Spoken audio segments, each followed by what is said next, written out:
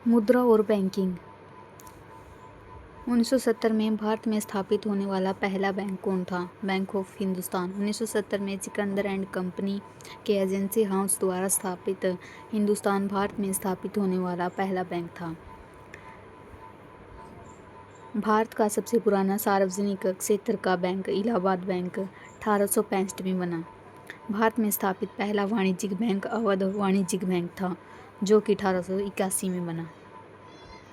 निम्नलिखित में से कौन सा मुद्रा आपूर्ति का कौन सा माप सबसे अधिक तरल है? ये है M1।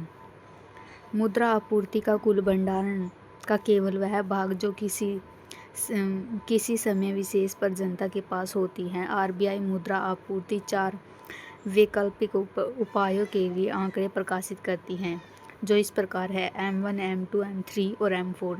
M1 और M2 संकुचित मनी यानी नैरो मनी और M3 और M4 ब्रॉड मनी के रूप में जाना जाता है। M1 लेन देन के लिए अधिक तरल और M4 कम तरल है। M3 पैसे की आपूर्ति का सबसे अधिक इस्तेमाल किया जाने वाला उपाय है, कुल मौद्रिक संसाधनों के रूप में जाना जाता है। भारत में बैंकिंग के संदर्भ में CCR का पूर्ण रूप क्या है? इसका क्रेडिट कैश रिजर्व रेशो इसका पूरा नाम है। भारतीय बैंकिंग के संदर्भ में CCR का पूरा नाम कैश रिजर्व रेशो है। किसी वाणिज्यिक बैंक में कुल जमा का वह भाग जिसे रिजर्व बैंक के पास अनिवार्य रूप से जमा करना पड़ता है, कैश रिजर्व रेशो कहा जाता है। जिसकी दरें उच्च होती है, बैंकों की साख ऋण अक्षमता उतनी कम होती है। भारत का निम्न कौन सा नियामक निकाय नियमों के अनुपालन को सुनिश्चित करने के लिए माइक्रो फाइनेंस संस्थानों की देखरेख और पर्यवेक्षण करता है? भारतीय रिजर्व बैंक। भारत में भारतीय रिजर्व RBI नियामक निकायों और नियमों के अनुपालन को सुनिश्चित करने के लिए माइक्रो फाइनेंस की देखरेख का पर्यवेक्षण करता है। मुद्रा के संबंध में निम्नलिखित में से कथनों को पढ़िए। मुद्रा खाते की एक सुविधाजनक इकाई के रूप में कार्य करता है। सही है। सभी वस्तु एवं सेवाओं का मूल्य मौद्रिक इकाइयों के रूप में व्यक्त किया जाता है। ये भी सही है। A और B दोनों। वस्तु एवं सेवाओं दोनों का ही आदान प्रदान साधन के रूप में कार्य करती हैं। सभी वस्तुओं का मूल्य मौद्रिक इकाई के रूप में व्यक्त किया जाता है। मुद्रा की पहली और सबसे महत्वपूर्ण भूमिका यह है कि यह विनिमय के माध्यम के रूप में कार्य करता है। कागज एवं सिक्कों से के रूप में सरकार द्वारा जारी किया गया अंकित मूल्य पर स्वीकार किया जाने वाला धन मुद्रा के रूप में जाना जाता है। मुद्रा खाते की एक सुविधाजनक इकाई के रूप में कार्य करती है।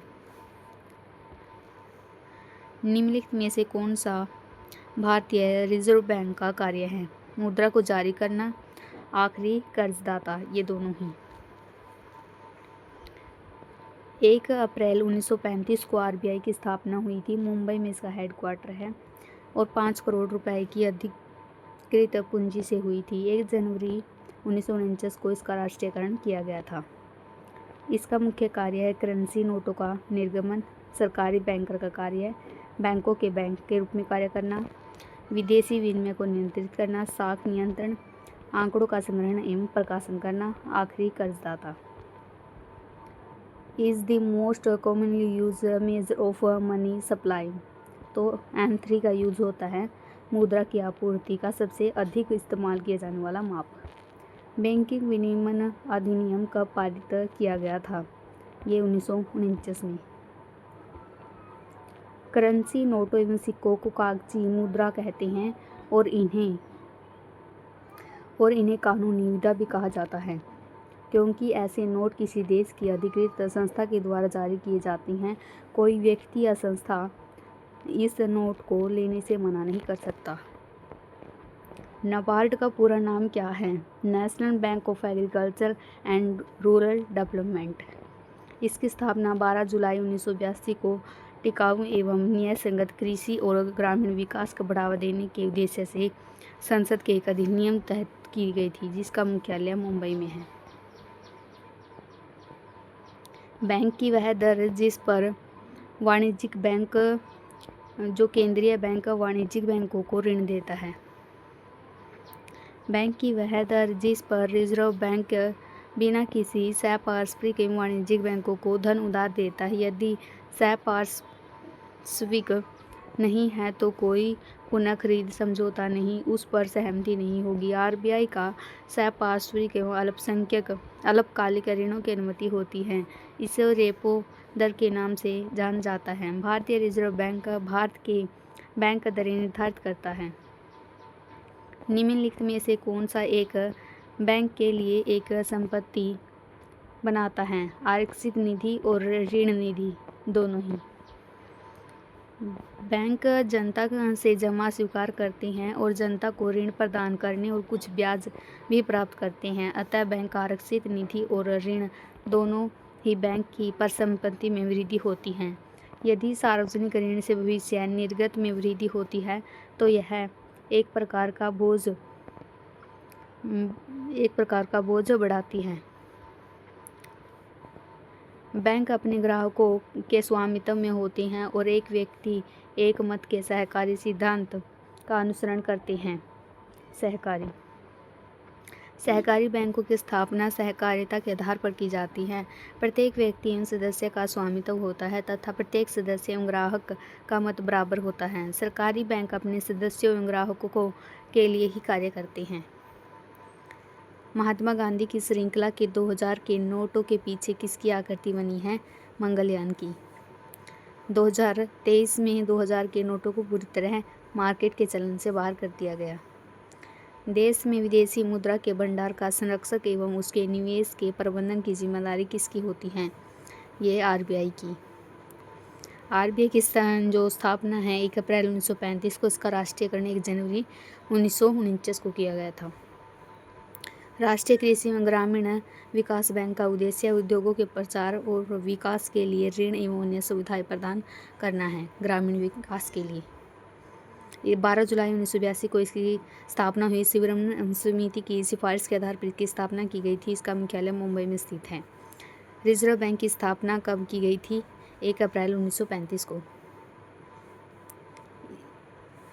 इसके कार्य मौद्रिक प्राधिकारी, वित्तीय प्रणाली का विनियामक एवं पर्यवेक्षक, विदेशी मुद्रा का प्रबंधक, मुद्रा जारीकर्ता, सरकार का बैंकर, बैंकों के लिए बैंकर। यदि ऋण जोखिम सहपार्श्विक द्वारा समर्थित हो तो उसे क्या कहा जाता है? उसे सुरक्षित क्रेडिट कहा जाता है। इसे सुरक्षित क्रेडिट के नाम से जाना जाता है। सुरक्षित क्रेडिट ऐसा होता है जिसमें कि उधारकर्ता ऋण के लिए कुछ संपत्ति सहपार्श्विक के रूप में गिरवी रखता है। खातों में कोई न्यूनतम शेष राशि बनाए रखने की कोई आवश्यकता नहीं है। प्रधानमंत्री जनधन योजना के तहत यह योजना 28 अगस्त 2014 को लागू की गई थी। के पास भारत में माइक्रो फाइनेंस के विनियमित करने का अधिकार है। भारतीय रिजर्व बैंक ऑफ इंडिया के तहत कि माइक्रो फाइनेंस के विनियमित करने का अधिकार है। माइक्रो फाइनेंस संस्थान ऐसे संगठन होते हैं जो अल्प आय वाले आबादी के वित्तीय सेवाएं प्रदान करते हैं। इन सेवाओं में सूक्ष्म ऋण और सूक्ष्म बचत और सूक्ष्म बीमा आदि शामिल होते हैं। भारत में सहकारी बैंक राज्य अधिनियम के अंतर्गत पंजीकृत होता है। सहकारी समितियों के अंतर्गत भारत में सहकारी बैंक राज्य सहकारी समिति के अंतर्गत पंजीकृत होते हैं। सहकारी बैंक साधारणतः बैंकिंग व्यवसाय से निपटने के लिए सहकारी आधार पर स्थापित एक संस्था है। एक ऐसा जमा खाता होता है जिसे ऐसे लोगों द्वारा खोला जाता है जो अपनी आय का कुछ भाग निश्चित हिस्सा बचाना चाहते हैं। उन्हें कहा जाता है बचत खाता। बचत खाता ऐसा खाता होता है जिसमें ऐसे लोगों द्वारा खोला जाता है जो अपनी आय का एक निश्चित हिस्सा बचाना चाहते हैं और यह खाता सबसे बुनियादी खाता होता है। राष्ट्रीय कृषि एवं ग्रामीण विकास बैंक पूर्ण रूप से किसके स्वामित्व में होता है? यह सरकार के स्वामित्व में होता है। इसकी स्थापना 12 जुलाई 1982 को की गई थी। ग्रामीण एवं कृषि एवं ग्रामीण विकास के लिए वित्त उपलब्ध कराने के उद्देश्य से की गई थी। यह देश के ग्रामीण कृषि एवं ग्रामीण विकास हेतु वित्त उपलब्ध कराने की वाली संस्था है। नाबार्ड पूर्ण रूप से भारत सरकार के स्वामित्व में है। आरबीआई के निम्नलिखित मौद्रिक लिखतों में कौन सा प्रकृति का गुणात्मक है? नैतिक अनुनीय। इसमें गुणात्मक मौद्रिक साधन है जिसका उपयोग आरबीआई द्वारा बैंकों का एक निश्चित तरीके से कार्य करने के लिए राजी करने के लिए किया जाता है। वह दर जिस पर रिजर्व बैंक विनिमय बिलों या फिर अन्य वाणिज्यिक पत्रों को खरीदने या फिर छूट देने के लिए तैयार होता है उसे क्या कहा जाता है? उसे बैंक रेट। जिस दर पर रिजर्व बैंक विनिमय बिलों तथा अन्य वाणिज्यिक पत्रों को खरीदने के लिए या फिर छूट देने के लिए तैयार होता है उसे बैंक दर कहा जाता है। इसके माध्यम से रिजर्व बैंक द्वारा खाद्य नियंत्रण क्रेडिट कंट्रोल किया जाता है। महात्मा गांधी श्रृंखला 50 के नोट के रुपए के नोट का आधार रंग क्या था? ये था फ्लोरोसेंट नीला। 50 रुपए के नोट का रंग। रिजर्व बैंक के द्वारा शुरू की गई भारतीय मुद्रा नोटों की नई श्रृंखला का हिस्सा थी। भारतीय मुद्रा के अन्य नोटों का रंग निम्नलिखित प्रकार है। 100 रुपये का नोट है वो हल्का बैंगनी है, लेवेंडर भी कहा जाता है जिसे। 200 का है चमकीला पीला है, 500 का है स्टोन ग्रे और 2000 का है मेजेटा। माइक्रो फाइनेंस ऋण को किसी सहपारस्परिक की आवश्यकता होती है या फिर नहीं होती? ये कथन पूछा गया है, नहीं होती। माइक्रो फाइनेंस जो ग्रामीण क्षेत्रों में रहने वाले उद्यमियों फाइनेंसिंग के विकल्प न होने की समस्या का समाधान करता है। माइक्रो फाइनेंस एक प्रकार की लोन व्यवस्था है जो छोटे उद्यमियों को दिया जाता है। माइक्रो फाइनेंस ऋण की कोई सहपारस्परिक की आवश्यकता नहीं होती है। भारत में माइक्रो फाइनेंस की गतिविधियों को किस दशक में प्रारंभ किया गया था? 1990 के दशक में। ऋण के लिए सुरक्षा के रूप में ऋणदाता के पास उधारकर्ता द्वारा गिरवी रखी गई संपत्ति क्या कहलाती है? सहपारस्परिक। रखी गई सहपारस्परिक क्या कहलाती है? यह एक ऐसी संपत्ति होती है जिसका उपयोग ऋणदाता द्वारा ऋण को सुरक्षित करने के लिए किया जाता है। इसमें नकदी, स्टॉक, ब्रांड एवं अन्य क्वालिटी की प्रतिभूतियां शामिल हो सकती हैं। चेक लिखने वाले व्यक्ति या फिर संस्था को भुगतानकर्ता या के रूप में जाना जाता है, उसे कहा जाता है आहर्ता। चेक लिखने वाले व्यक्ति अथवा संस्था को भुगतानकर्ता या फिर आहर्ता के रूप में जाना जाता है। माइक्रो फाइनेंस संस्था को वित्तीय सेवाएं प्रदान करती हैं। ये करती हैं कम आय वाले व्यक्तियों को वित्तीय सेवाएं प्रदान करती है माइक्रो फाइनेंस जो कम संस्थाएं होती हैं। एक माइक्रो फाइनेंस ऋण को सहपारस्परिक मुक्त ऋण के रूप में परिभाषित किया गया है जो उस परिवार को दिया जाता है जिसकी वार्षिक आय कितनी होती है के रूप तक होती है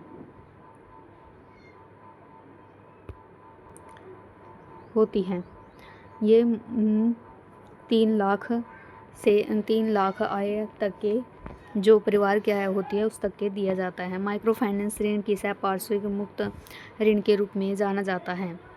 यह ऋण के उन परिवारों को प्रदान किया जाता है जिनकी वार्षिक आय 3 लाख तक होती है। भारत का एक केंद्रीय बैंक है, रिजर्व बैंक ऑफ इंडिया। वे सभी बैंक जो भारतीय रिजर्व बैंक अधिनियम 1934 की अनुसूची में शामिल हैं अनुसूचित बैंक हैं।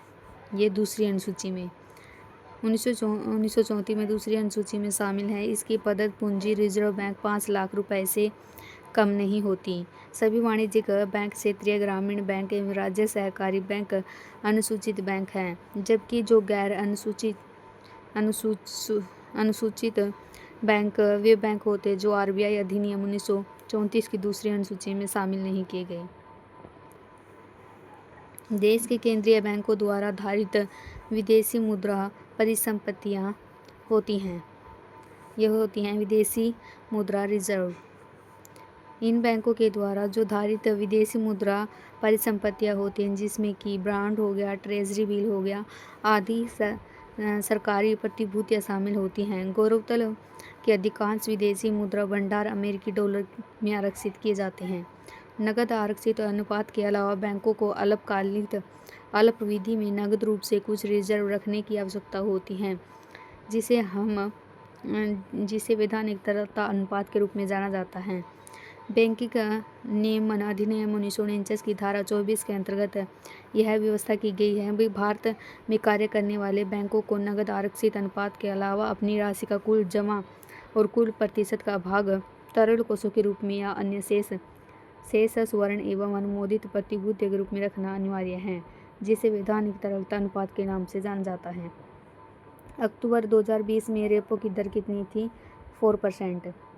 4%। इसमें जो वाणिज्यिक धनराशि की कमी होने पर वाणिज्यिक बैंकों को धन देता है। वित्त वर्ष 2020 में अक्टूबर की मॉनेटरी पॉलिसी कमेटी में रेपो दर थी वो 4% रखा गया था, जबकि रिवर्स रेपो रेट थी वो 3.35% थी। वर्तमान जून 2024 में यह 6.5% है। North east small finance bank का कॉर्पोरेट कार्यालय निम्नलिखित में से किस शहर में स्थित है? Guwahati. North east small finance north east का पहला north east small finance bank cooperative का मुख्यालय असम के गुवाहाटी में स्थित है। निम्न में से किसे तरल अस्थियों अथवा मांग एवं आवधिक देयताओं के अनुपात के रूप में परिभाषित किया गया है? सावधिक चलन नीति अनुपात को, यानी कि सावधिक चल नीति अनुपात को तरल अस्थियों एवं मांग के आवधिक देयताओं के रूप में स्थापित किया गया है। भारत में कार्य करने वाले सभी अनुसूचित बैंकों की सकल जमाओं की वह राशि होती है जिसमें वह अपने अनिवार्य रूप से जिसे उन्हें अपने पास अनिवार्य रूप से रखना होता है। गैर नगद भी हो सकता है। इसमें शर्तों को आरबीआई निर्धारित करती है। बैंकों को वित्तीय संकट का सामना करने के लिए रिजर्व बैंक द्वारा ऐसी व्यवस्था की गई है। एक जोखिम प्रबंधन राजनीति जो संबंधित परिसंपत्तियों के विपरीत स्थिति लेकर निवेश में नुकसान की भरपाई करने के लिए नियोजित की जाती है, उसे ऋण परिशोधन कहा जाता है। ऋण परिशोधन वह जोखिम प्रबंधन की रणनीति है जिसमें कि उधारकर्ता की प्रक्रिया जो कि किस्तों के रूप में उधार दी गई राशि को नियमित भुगतान करता है और इस प्रकार की उधार राशि अथवा मूलधन घटता है। ऋण के विपरीत जहां उधारकर्ता एक भुगतान की पूरी राशि वापस करता है, इस प्रक्रिया में ऋणदाता को प्रत्येक भुगतान में ब्याज का एक हिस्सा, मूलधन का एक हिस्सा शामिल होता है। बैंकिंग के संबंध में सीटीएस के लिए संक्षिप्त रूप क्या है? इसके लिए चेक ट्रिक्सन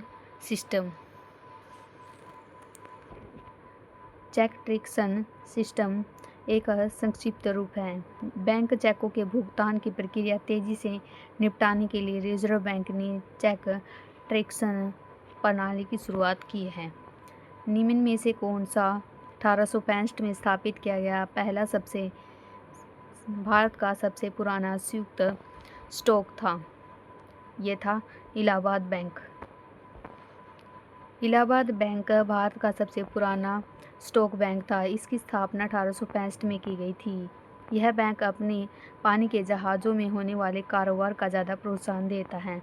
पहले इसका मुख्यालय इलाहाबाद में स्थापित किया गया, परंतु 20 वर्षों के पश्चात इसका मुख्यालय कोलकाता में स्थानांतरित कर दिया गया। इलाहाबाद बैंक का विलय इंडियन बैंक में कर दिया गया। वर्तमान में इंडियन बैंक का मुख्यालय चेन्नई में स्थित है। भारत में बैंकों के राष्ट्रीयकरण का कार्यक्रम की 50वीं वर्षगांठ कब मनाएंगे? 2019 में। 1949 में जो 14 बड़े व्यावसायिक बैंकों का राष्ट्रीयकरण किया गया था। 15 अप्रैल 1980 को 6 बैंकों का राष्ट्रीयकरण किया गया। जुलाई 1969 में 50 करोड़ रुपए से अधिक जमा करने वाले, अप्रैल 1980 में 200 करोड़ रुपए से अधिक जमा करने वाले बैंकों का राष्ट्रीयकरण किया गया। भारतीय रिजर्व बैंक अधिनियम 1934 की धारा के अनुसार बैंकों को सभी मूल्य वर्ग के नोटों को जारी करने का पूर्ण अधिकार प्राप्त था। 22 इसमें धारा 3 कहती है कि रिजर्व बैंक की स्थापना और इनकॉर्पोरेशन की बात करती है। धारा 22 कहती है कि सिर्फ आरबीआई के पास ही भारत में मुद्रा जारी करने का विशेष अधिकार है। धारा 18 कहती है कि बैंकों के लिए आपातकालीन ऋण। धारा 42 कहती है अनुसूचित बैंकों को नगद भंडार के बारे में। निम्नलिखित में से कौन सा भारत में बैंकों के द्वारा अपने ग्राहकों द्वारा प्रदान की जाने वाली सेवा नहीं है? इसमें जो यूआरएल होता है, यूनिवर्सल रिसोर्स लोकेटर होता है, ये वेबसाइट पेज पर प्रस्तुत करता है। ये बैंकों द्वारा स्थापित संस्था नहीं है।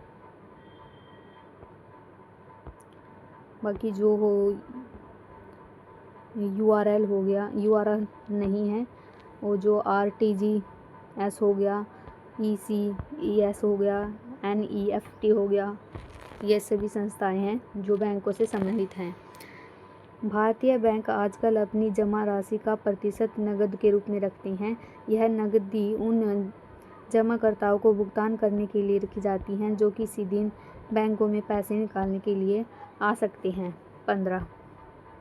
15% जो नकद के रूप में रखते हैं ताकि कोई बैंकर पैसा निकालने के लिए आते तो उन्हें दिया जा सके। बैंकिंग संचालन का एक विशेष खंड है जो व्यक्तियों एवं संगठनों को पूंजी जुटाने और वित्तीय परामर्श सेवाएं प्रदान करने में मदद करता है।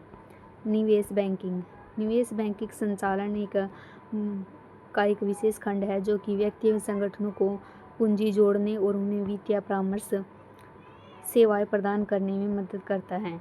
निवेश बैंकिंग निवेशकों को प्रतिभूति निर्गमन सदस्यता को सम्मिलित कर सकता है।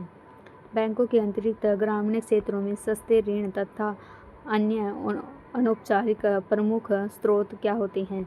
सहकारी समितियाँ। बैंकों के अतिरिक्त ग्रामीण क्षेत्रों में सस्ते ऋण औपचारिक स्रोत सहकारी समितियाँ होती हैं। सहकारी समितियाँ एक स्वतंत्र निकाय के रूप में मान्यता प्रदान की गई है। सहकारी समितियाँ प्रबंधन समितियाँ होती हैं। इनके सदस्य चुनाव लोकतांत्रिक तरीकों से होता है। कृषक सहकारिता के एक उदाहरण हैं। जनता के द्वारा मुद्रा के रूप में अपने पास रखे गए धन और उसके द्वारा बैंकों में जमा धन के अनुपात को क्या कहा जाता है? इसको मुद्रा जमा अनुपात कहा जाता है।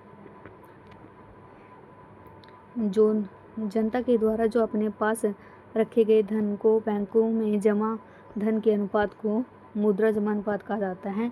नगद जमा अनुपात में कमी से मुद्रा गुणांक में वृद्धि होती है क्योंकि लोग बैंकों में अधिक धन जमा करते हैं जिससे कि बैंकों में उधार क्षमता में वृद्धि होती है। इस प्रकार यह मुद्रा गुणांक सकारात्मक रूप से प्रभावित करता है। भारतीय रिजर्व बैंक ने रुपये के प्रतीक को निम्नलिखित में से किस वर्ष अपनाया था? 2010 में।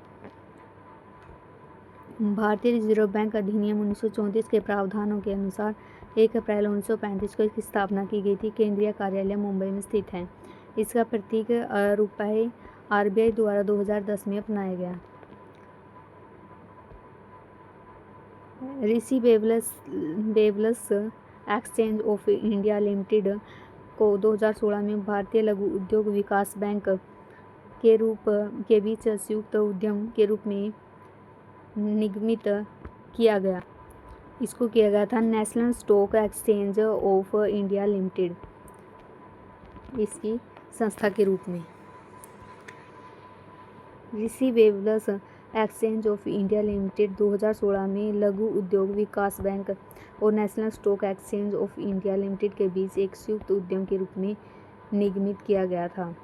भारतीय रिजर्व बैंक के संबंध में निम्नलिखित में से कौन सा कथन सही नहीं है? ये जरूर देखना होता है हमें कि कौन सा कथन सही पूछा गया है या सही नहीं पूछा गया है। तो आरबीआई केंद्र सरकार के लिए वार्षिक बजट तैयार करता है? नहीं। रिजर्व बैंक ऑफ इंडिया जो भारत सरकार का बैंक है, यह विदेशी मुद्रा के भंडारण का संरक्षक है, किंतु केंद्र सरकार के लिए वार्षिक बजट तैयार करने का कार्य वित्त मंत्रालय के आर्थिक कार्य विभाग के बजट प्रभाग करता है।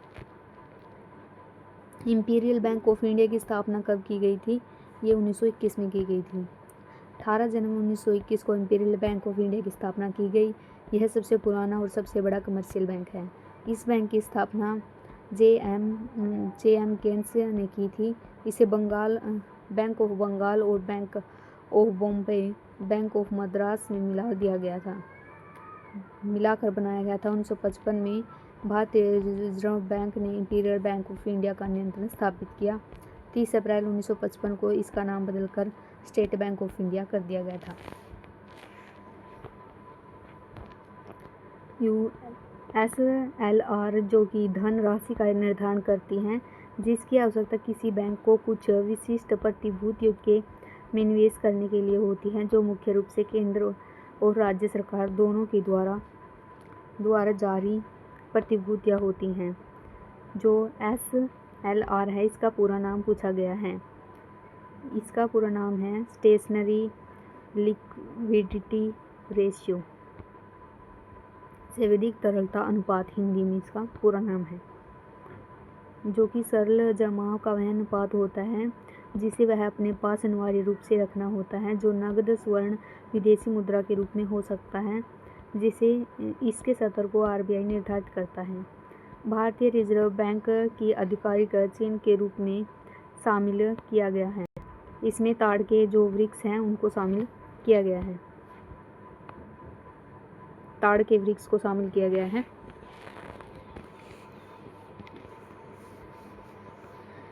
भारतीय जो रिजर्व बैंक का गठन है 1 अप्रैल 1935 को किया गया था। यह एक केंद्रीय बैंक है जिसे हिल्टन यंग कमीशन की सिफारिश के आधार पर गठित किया गया था। 1 जनवरी 1949 को इसका राष्ट्रीयकरण किया गया था और इसका जो प्रतीक चिन्ह है वो बाग या फिर ताड़ का पेड़ है। पहला भारतीय वाणिज्यिक बैंक जिसका पूर्ण स्वामित्व एवं प्रबंधन भारतीयों के हाथों में था के द्वारा स्थापित किया गया था 1911 में। स्टेट बैंक ऑफ इंडिया का पहला वाणिज्यिक बैंक जिसका पूर्ण स्वामित्व एवं प्रबंधन भारतीयों के हाथ में था। बैंक के संस्थापक सर सोहराबजी पोचखानावाला ने बैंक की स्थापना करते हुए अपने स्वप्न को साकार किया। सही अर्थों में स्वदेशी बैंक के पहले अध्यक्ष सर फिरोज शाह मेहता थे। 1955 में निम्नलिखित में से किस बैंक को इंपीरियल बैंक ऑफ इंडिया के रूप में जाना जाता था? स्टेट बैंक ऑफ इंडिया को। 1806 में बैंक ऑफ बंगाल, 1840 में बैंक ऑफ बॉम्बे, 1843 में बैंक ऑफ मद्रास की स्थापना हुई। 1921 में इन तीनों बैंकों को मिलाकर इंपीरियल बैंक ऑफ इंडिया की स्थापना हुई और 1 जुलाई 1955 को राष्ट्रीयकरण के उपरांत इसका नाम बदलकर SBI कर दिया गया। बैंकिंग के विनियमन अधिनियम 1949 की धारा के प्रावधानों के तहत किस वाणिज्यिक बैंक को बैंकिंग व्यवसाय के रूप में शुरू करने के लिए भारतीय रिजर्व बैंक लाइसेंस प्राप्त करना आवश्यक होता है? इसके लिए 22 प्रावधानों के तहत किसी भी वाणिज्यिक बैंक की बैंकिंग व्यवसाय शुरू करने के लिए रिजर्व बैंक से लाइसेंस प्राप्त करना आवश्यक है। निम्नलिखित में से कौन सा ग्रामीण परिवारों को प्रत्यक्ष रूप से ऋण प्रदान नहीं करता है? ये वित्त मंत्रालय होता है। जो भूमि विकास बैंक या सहकारी ऋण समितियां होती हैं या कृषि व्यापार ग्रामीण परिवारों को प्रत्यक्ष रूप से ऋण सहायता प्रदान करते हैं, वित्त मंत्रालय प्रदान नहीं करता। निम्न में से कौन सा डिजिटल लेन देन नहीं है? तो जो नगद लेन देन होता है ये कैश के रूप में होता है, डिजिटल नहीं होता। इसमें जो धन है सीधे प्रवाह एक खाते से दूसरे खाते में संभव होता है, जैसे पेटीएम हो गया, क्रेडिट कार्ड लेन देन, ATM हो गया, ये सभी। निम्न में से कौन सा धन अंतरण विधि निधि हस्तांतरण प्रणाली धन का 24/7 या 24/7 एंड 365 अंतरण की सुविधा प्रदान करती है?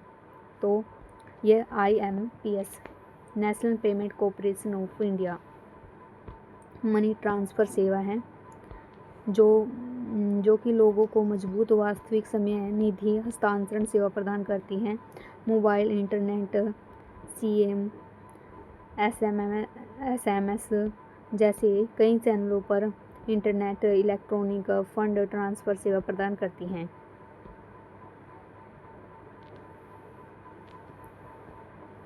जिसका पूरा नाम है इमीडिएट पेमेंट सर्विस। इस सर्विस को 2010 में एक पायलट प्रोजेक्ट के तौर पर शुरू किया गया था।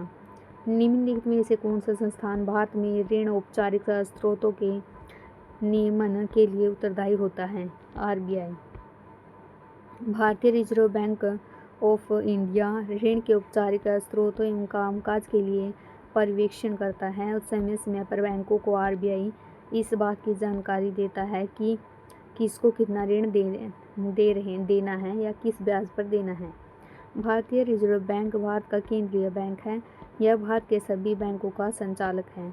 इसकी स्थापना 1 अप्रैल 1935 को की गई थी और reserve bank of India act 1934 के तहत की गई।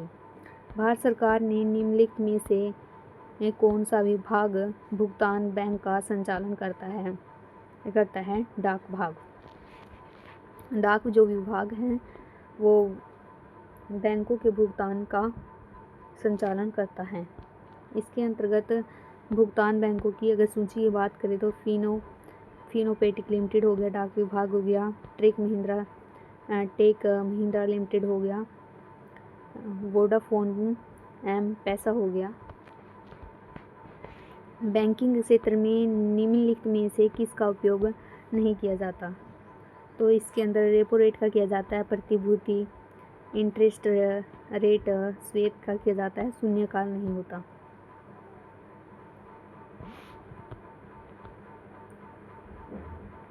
बैंक की दर निम्नलिखित में से किस एजेंसी द्वारा तय की जाती है? ये आरबीआई के द्वारा। इसकी स्थापना 1 अप्रैल 1935 को, इसका मुख्यालय मुंबई में है।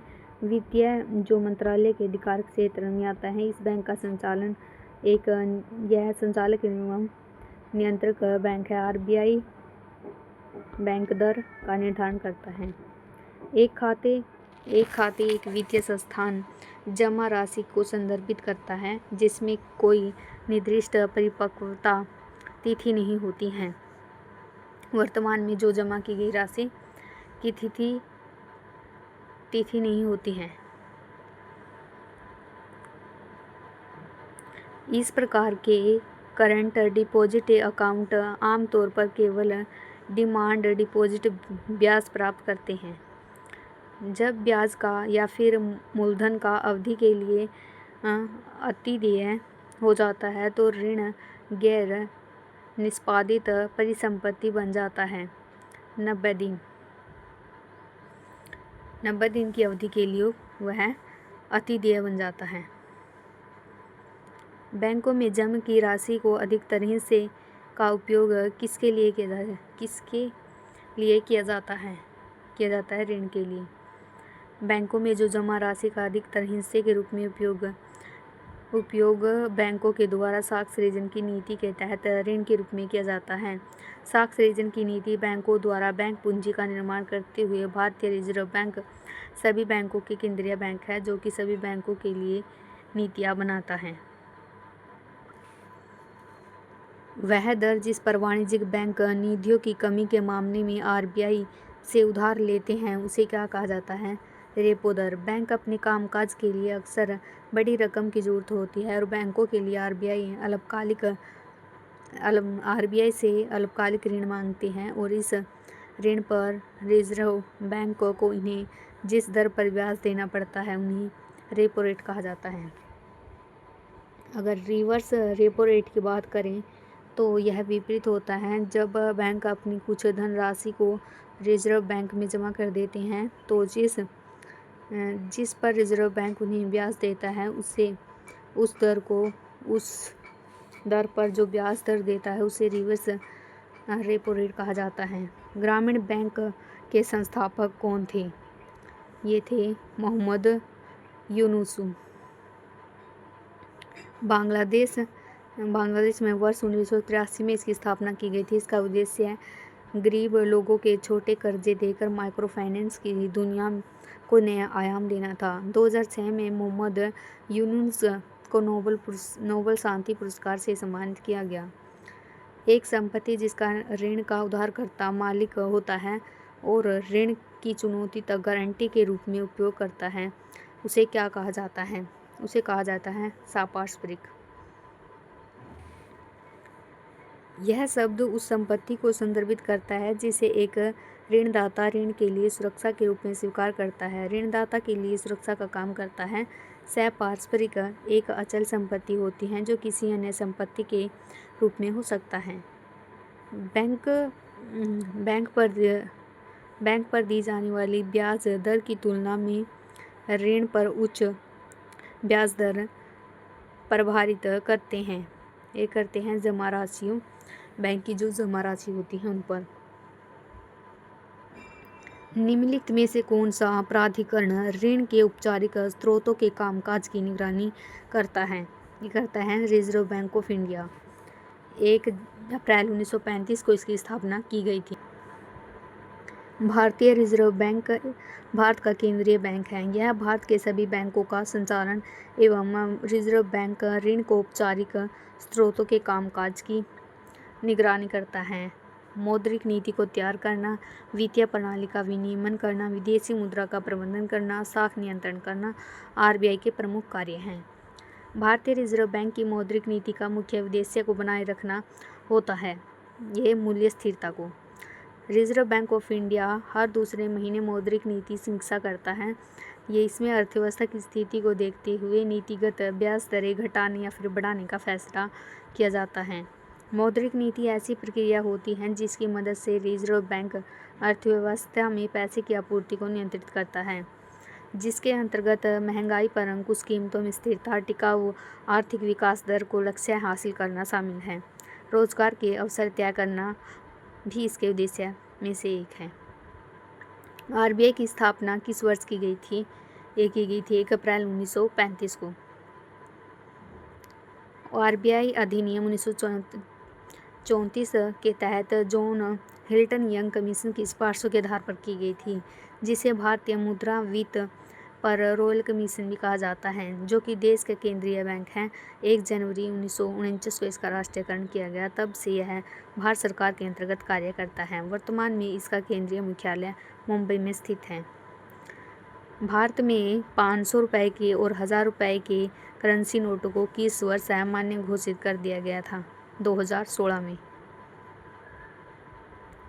8 नवंबर 2016 की रात 8 बजे प्रधानमंत्री नरेंद्र मोदी ने राष्ट्र के नाम पर संबोधन में अप्रत्याशित रूप से उच्च मूल्य वर्ग के 500 और 1000 रुपये के नोट की करेंसी को प्रचलन से बाहर करते हुए उसे वैध मुद्रा घोषित मुद्रा नहीं होने की घोषणा की। आज़ाद भारत में अब तक 2 बार विमुद्रीकरण किया गया। पहली बार वर्ष 1973 में और दूसरी बार 8 नवंबर 2016 को।